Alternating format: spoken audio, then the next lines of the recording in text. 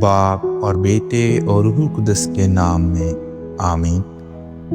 یہودا سے حکمرانی کا عصا جدا نہ ہوگا۔ ہمارے لیے آج کی تلاوت تکوین کی کتاب اس کا 49 باب اور اس کی 2 آیت اور پھر 8ویں آیت سے لے کر 10ویں آیت تک۔ بنی یعقوب فراہم ہو کے کان دھرو اور اپنے والد اسرائیل کی بات سنو۔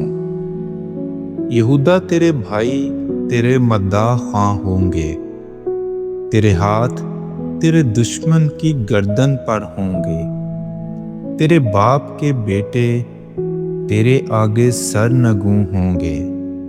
یہودا فرزند شیر، شکار مار کر اے بیٹے تو چل دیتا ہے، شیر کی مانند گھات میں بیٹھا، شیر کو چھیڑے کون؟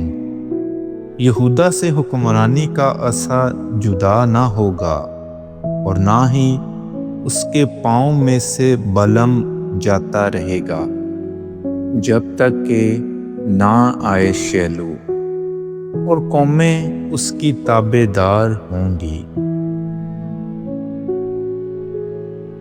پاک کلام کے پڑھے اور سنے جانے پر خدا کی برکت ہو۔